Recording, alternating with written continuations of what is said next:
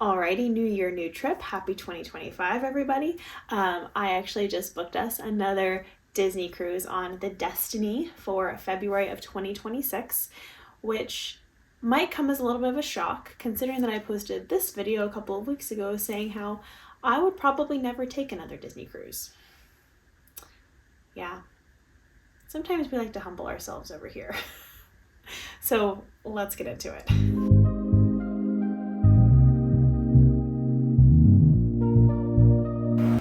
Alright, so I wanted to talk about two things in this video. The first one obviously is, why are we taking another cruise? What am I hoping to get out of it? Which one are we going on? And all of that jazz. The second thing that I want to do is talk about a couple of the problems that I had on our first cruise. They can be fixed, and I've kind of learned that in the last couple of weeks of like doing a little bit more research, actually going on the cruises.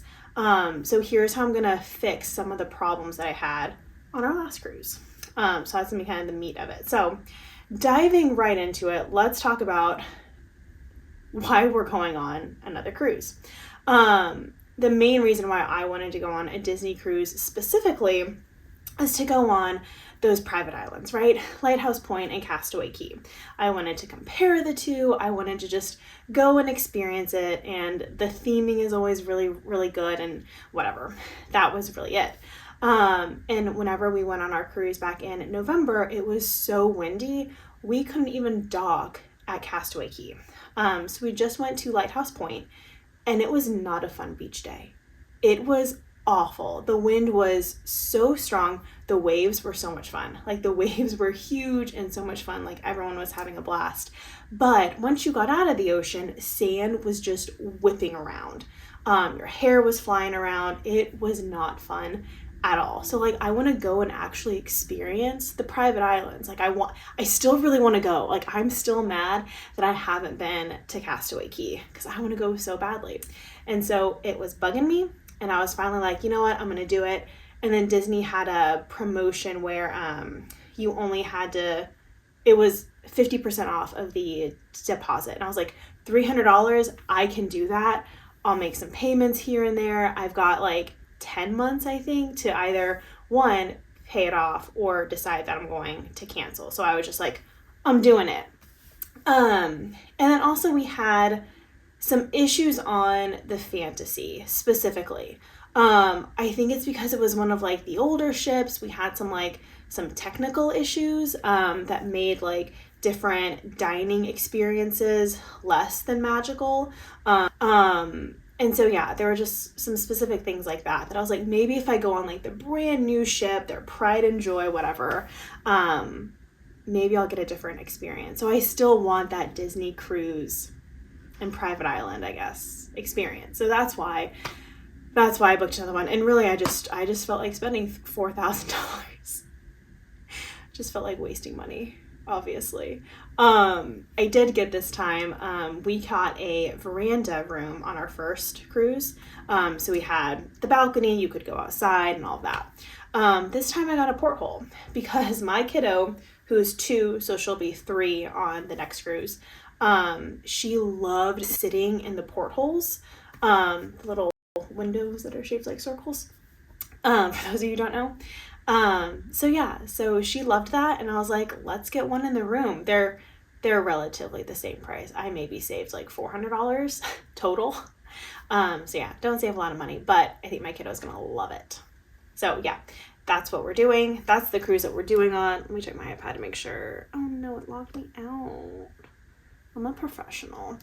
Let me make sure I have my iPad with my script on it. It all makes just perfect sense. I do want to talk about, on our last cruise, we went with like our entire family, like our family of like 12 people. I think we had like 4 staterooms total. So we all linked up together, which was great because then we could have dinner together and stuff like that. We could all communicate with each other on the app and whatnot, which was great. But then at dinner, what I didn't like about it was at dinner, since we're a large group, they bring the food at the same time. So if your food is ready sooner, they're going to bring it out with everyone else. And you know how like whenever your food's been sitting out, it like gets dry almost, like the sauce starts to dry up. That was our experience for every single dinner. And so like again, I would just argue that the food on the Disney cruises is edible. It's fine. There's nothing wrong with it. But it's not great. And I think that part of that was us going in such a large group. That was the other thing I was going to talk about. Stuff being broken, just not spectacular. Okay, cool.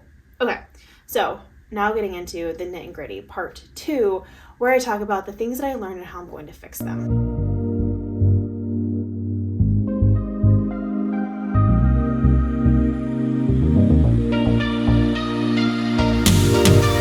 Okay, we've got 14 things to talk about. 15, I've got a bonus one actually. All right, so after taking our first cruise, I had some critiques, I had some things that I didn't like. And since I'm on the internet a lot, I have learned that some of those things are actually fixable. So these are things that I'm going to change on my next Disney cruise. And then I'll come back in a year and a half and say if it was actually worth it or not. So the first thing, and this was the biggest thing for me, dinner takes a long time, 2.5 hours roughly. That's for the entire dining room. It was not just because we had a group of 12. That's just kind of how they do things. And so I've got a 2-year-old. Well, I've got a 2-year-old, and also like we're from the US, right? Like 1-hour dinners that are like super, super rushed and everyone eats really fast. That's what I'm used to. So having a 2.5 hour long dinner, I was like, holy crap. And my 2-year-old just like wasn't having it. You can actually ask for a rushed service. Just ask for it and they'll bring out your food quicker. I saw it in like a couple of comments because again, more creators are talking about how long the dinners are. And some of it's because, like they've got to go with a show and like, again, I get it, right? I logistically get it. You're feeding so many people. It makes sense. I still don't like it. But anyway, yeah, one of the commenters on a different post said that they always do a rushed service and it might take like an hour and a half, but like 1.5 hours versus 2.5 hours is huge, especially whenever you are dining with your kiddos, a toddler, and whatnot. So just ask for what you want. That might be self-explanatory for some people. For me, I was just like, no, like that's just how Disney does things. Like I can't control it. Just ask for what you want. You could do that. Who knew? So I'm going to stick to food for a little while, because the other thing that I kind of learned was, so breakfast, lunch, and dinner, right? Served on the cruise ship. Breakfast is served in 3 different ways. And I'll talk about that later. Lunch is served 2 ways. And dinner is really just served 1 way. As in you can only eat dinner in the restaurants, which is frustrating for me to be on a specific, like a time schedule with a toddler. Because again, depending on how the nap time hits that day, lunch and dinner were sort of hard. Because like lunch is served from 11:45 until 2, and then dinner is served from 5:30 till 7:30. Or like you have to get there at 5:30, I guess. And for me, again, depending on how the nap is going, when she takes it, how long she's taking it for, we had to skip a couple of like lunches and one dinner. Again, because she was asleep. And we were like, well, what do you do? Like you're sort of screwed, but not as screwed as you might think. So we did room service, which was fine, right? People rave about the room service. If you're getting like chicken fingers and fries, sure, it's great, it's fantastic. For an actual like a dinner, it's only okay, right? Again, it's fine, there's nothing wrong with it, it's not great. What you can do is, again, depending on what ship you're on. So we were on the Fantasy, so it was Flo's Cafe. That cafe, so Cabanas is only open in different time schedules. Flo's is open the full time. And it's very much quick service, right? It's fruit, it's pizza, it's sandwiches. But that, in my opinion, was better than the room service. And so I think that closes at like 6 o'clock. So you can kind of run up there and grab a couple of things so that you're not stuck with room service or the restaurant. Because I had a couple of times where the timing of things just didn't work out. And then similarly for lunch, right? If your kid wakes up at 2:30 and you skip lunch at Cabanas, you can go to Flo's. I kind of forgot that was an option. So pro tip, things you learn. I think it's the Festival of Food on the Wish, the Destiny, and the Treasure is what it's called. But they always have something like that that's like fully open the full time. And they have more food options on the Festival of Food. They've got like 4 or 5 different options. So again, I'm thinking that that's where we're going to go just because I like the flexibility. I like the flexibility of like deciding when I'm going to do stuff. Don't tell me what to do, Disney. Okay, now we're going to talk about breakfast. So breakfast is served 3 ways. You've got Cabanas or Marceline, whatever, the buffet. And then you've got room service, and then there will always be one restaurant that does like a sit down. And from what I was told and sort of what I had read online, all 3 options have the same stuff. Not true. Room service, severely limited. I mean, they're going to bring you like bread and pastries, cereal that comes in a cup. It's super limiting. So like if your family's not used to having breakfast, that might be great. I wasn't a huge fan of it. Similarly to the restaurant, it's not as limiting as room service, but you're still not getting everything. You're getting very small portions of stuff. You're getting very structured things. It was still limiting. And again, you're stuck there until they feed you. The buffet, again, for me and my family was great because I could run up, I could grab stuff. We could, eat quickly, we could eat slowly, depending on how the morning is going. So what I actually ended up doing was, we would just have one of the grown-ups run up to the buffet, grab a couple of plates with stuff on it and bring it back to the room because we really, really do like having breakfast in the room. So that's what I would change for next time. I wouldn't try all 3. Like we found one that worked for us and that's just what we're going to stick with. But my parents, I think, really liked like the sit down restaurant. So to each their own. We like the buffet and you can bring food out of it. So anyway, okay, now kind of sticking with food. So once you have dinner, there's typically a show right after it, or a movie or something. We skipped all that. We skipped it all. We were really tired. My kiddo was tired. It was time to go to sleep. And we were like, I don't really care. It's a Broadway style show. Like whatever, it's fine. I don't love those things anyway. However, I think I would recommend going to 1 or 2. Like put your kid in their PJs. If they fall asleep, they fall asleep. Who cares? Because I hear that they're really, really good. And I think that would have just like brought a little bit more magic to the entire vacation. So I would recommend going to the shows.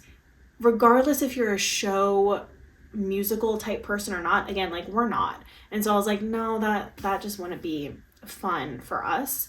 I think my kiddo actually would have loved it. And also, again, if she falls asleep, she falls asleep. Who cares? I think I would have done it. I think I would do it. So next time we're going to try and do a couple of shows. And then also on the Destiny, there's a Hercules one. I'm a huge Hercules fan, so obviously. So anyway, yeah, I think we'll probably do that. Now, that's after dinner. So before dinner, the characters are out in all of their glory. They're dressed up. Sometimes it's for a pirate night. Sometimes it's just their like normal sailing outfits. But it's super, super cute because like your family's dressed up and then they're dressed up. It's adorable. I really, and my kiddo loves seeing the characters. The princesses you actually can't see. Maybe I'll talk about that later. So this is just like Minnie, Mickey, Donald, Daisy, Goofy, Pluto. I really, and it's all on your cruise line, like it tells you where and when the characters will be at. I decided to stress myself out severely and was like, we got to meet all the characters whenever they're available. Again, because like my kiddo loves them. I wouldn't do that for the next time. Like, see like one every day. Like, you really only need to see like one per cruise, right? Maybe like your pirate night, you can go and try and see all of them. But other than that, like one day, do Daisy, then Donald, then Goofy. Like, don't do them all at once. That was what we did. And like different people were standing in line, and there was a schedule to go off of. Again, it added more chaos and like hecticness to the trip.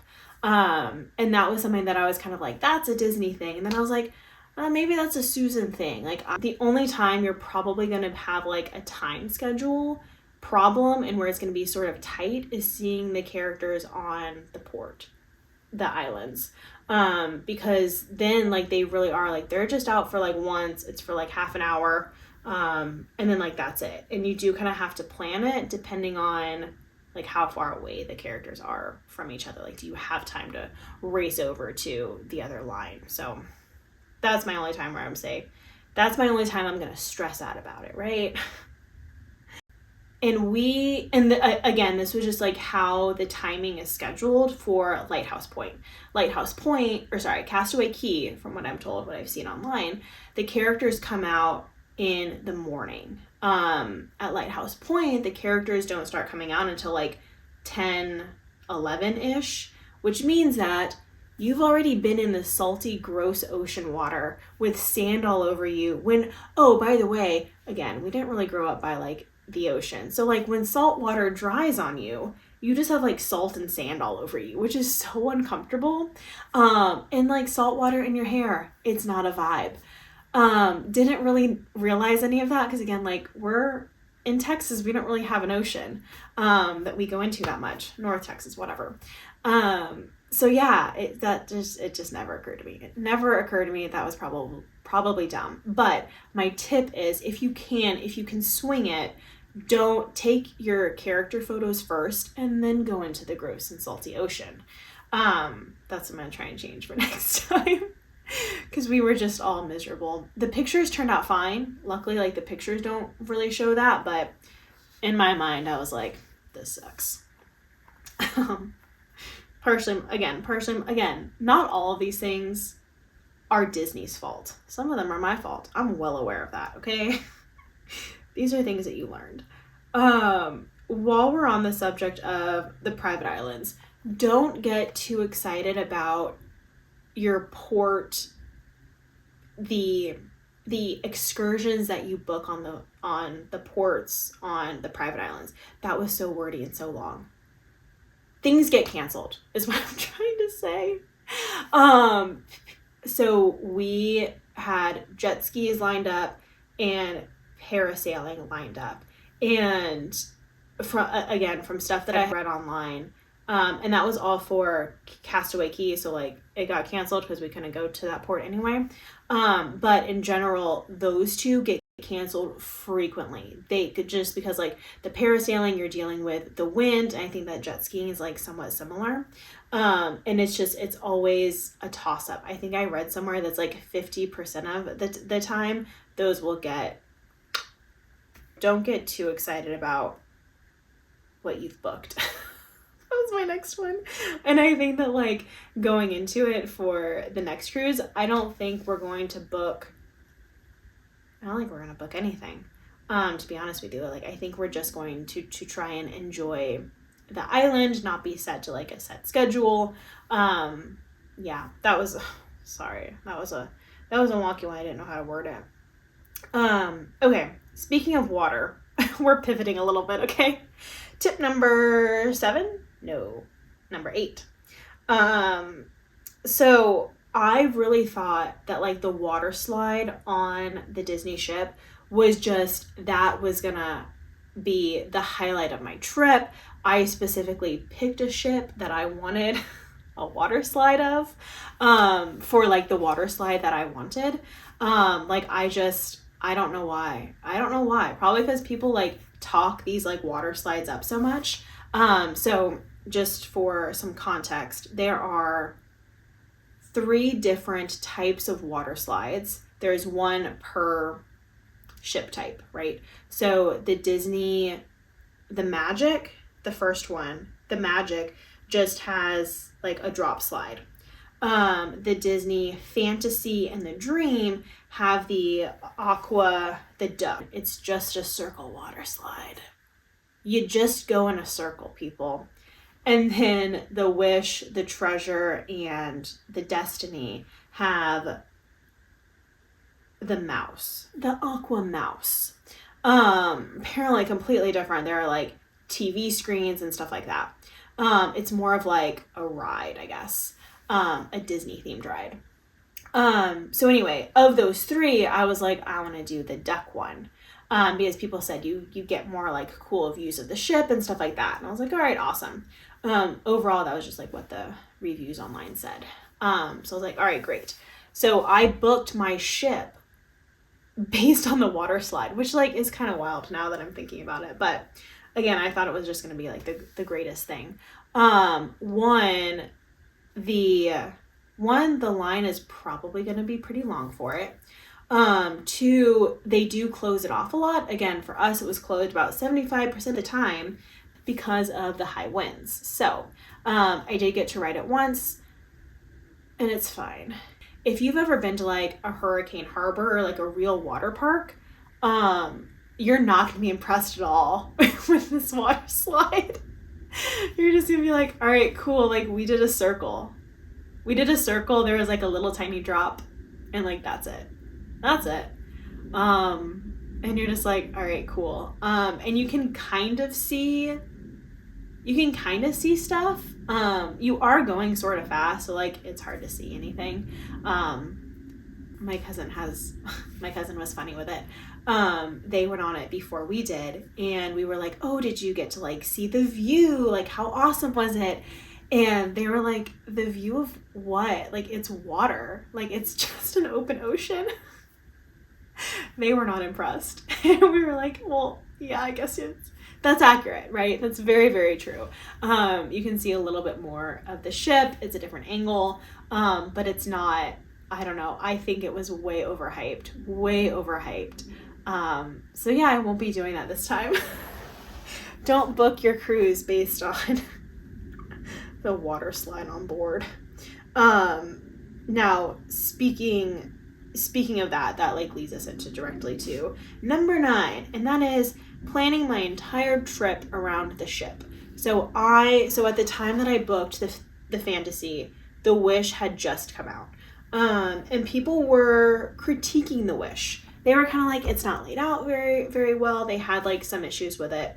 And I am not, when I sit down for dinner, I don't want a big theatrical performance. And the Wish, that was really what they were. That was their vibe. That was their theming, whatever. And so I specifically booked my cruise based on the ship that I wanted. And so one, that is kind of limiting because the ships each go to different places. So book the trip that you want, go to the places that you want to go to, and see what ship falls into that. Also, like the length of your cruise is dependent on your ship. So I would do it in reverse the next time, which is what I did. I'm not doing the cruise based on the ship that I want to go on.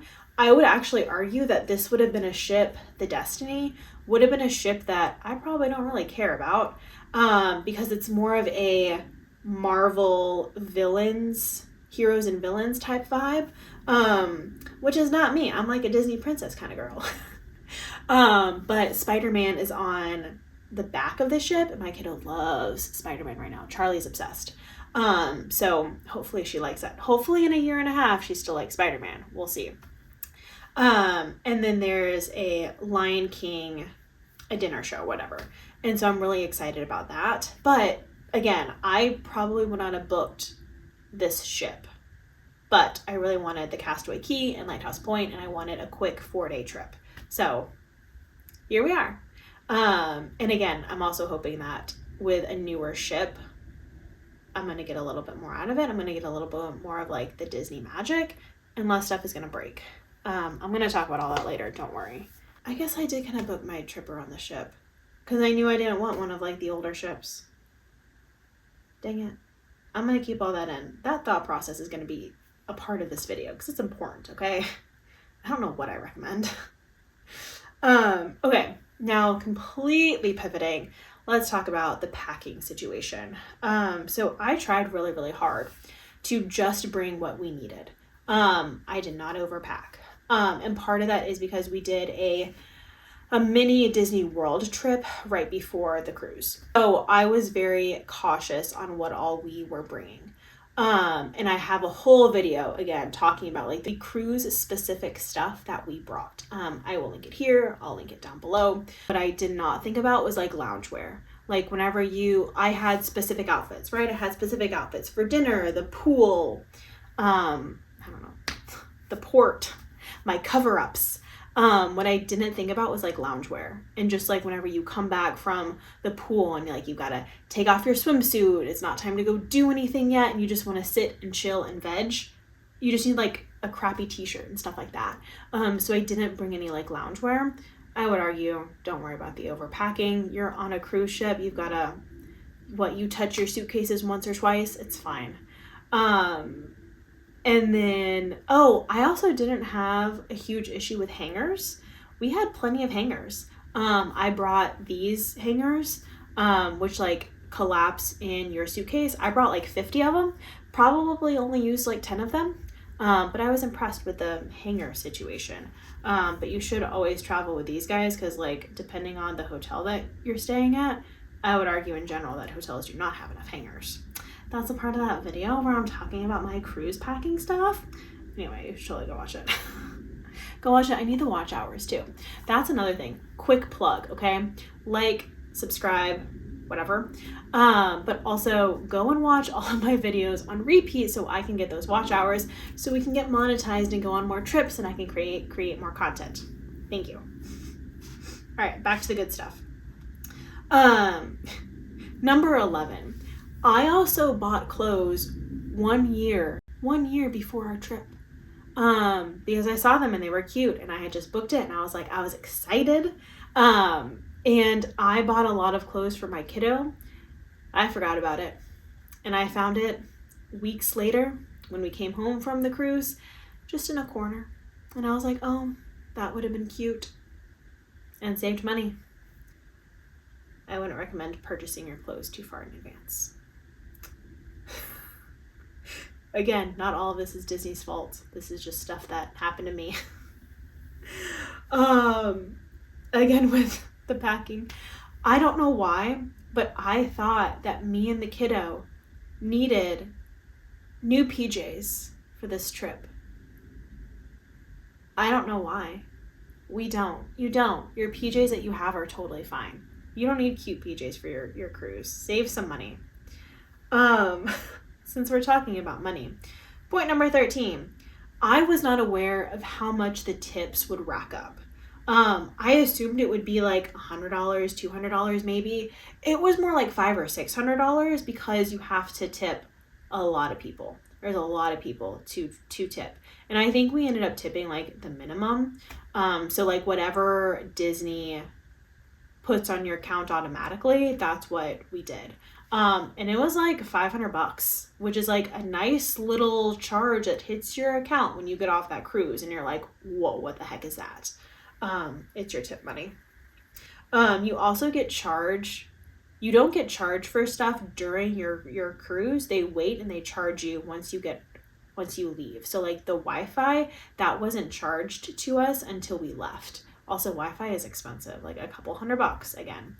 And tips, all of that gets charged at the very end. So that's, again, it's a lot of stuff that hits right whenever you leave your cruise. Just be on the lookout for it. It's fun. Okay, so this was something that we stumbled upon by accident. Okay, this is really cool. Okay, so because we didn't go to the Castaway Key port, we had another sea day. And so what they did was they essentially just like filled up the calendar with random stuff. one of those things was they had more of these like drawing sessions where like they teach you how to draw the characters. Now they have these like throughout your cruise, but obviously I now had time to go to one of them. So what they had us do, we drew it, and then they said, oh, you should go and find the characters on the ship and have them sign it for you. And that's adorable. And so I've got a picture of my drawing of Minnie Mouse, her signing it, and a picture with me. And that's adorable. And it's just, I don't know, it's a fun, like, unique and cute and cool thing.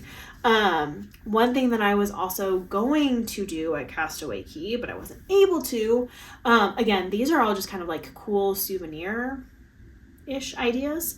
So they give you postcards in your stateroom. I think you have 2. And so what I was going to do was get all of the characters to sign it. I did that part. And then I was going to mail the postcard back to myself from the Castaway Cay, the post office that they have there. So you would get a cute little Castaway Cay stamp and postage and like Bahama stamps and stuff like that. I wasn't able to do it, but if you do it, tag me in it so I can live vicariously. Again, hopefully in a year and a half, I will be able to do that. But again, just another like cute little souvenir-ish thingy idea. Also, again, just stuff that they started to do because we had an extra sea day, an origami class. Honestly, Disney, this would have been so cool if this were a Disney character. And I assumed that it would be a Disney character. No, it's a heart. It's a flaming heart, which I would rather it just be a heart, by the way. I was upset by this. I was upset by that. Okay, that's kind of it.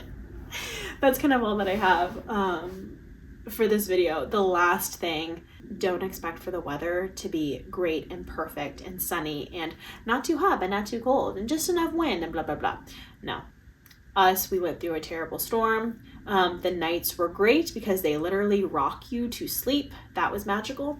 But yeah, during the day, a bunch of stuff was closed. Windy on the private islands is hell on Earth. And sometimes you don't get to go. So make sure to look at the timing of things when like the tropical storms typically hit and things like that. We went in November, which was at the end of hurricane season. And so I thought that we would be good. Nope. So this time I did February. I did a bunch of like looking up to see, you know, when the best time to go was, stuff like that. So we will see if that is any better. But yeah, don't forget that your weather can suck, and that's okay. It's okay. It's not, because I'm still mad I didn't get to go to Castaway Cay. So anyway, thank you guys so much for watching this whole video. I hope that you learned stuff, right? Like I hope that I provided you some like really good insight that you're not getting from the other creators that are just telling you how great the Disney cruises are and blah, blah, blah. Nobody needs that. I need to know how to make my Disney cruise perfect and magical, because it could take some effort on your end. So anyway, yeah, I hope you liked this video. Please like, subscribe, comment below if you have any more just like tips that you've learned. We can all learn together and I can make another video. Also make sure to go and just watch my videos on repeat. You can put them on mute. I don't care. I need the monetization. All right, guys, thanks for watching. Bye.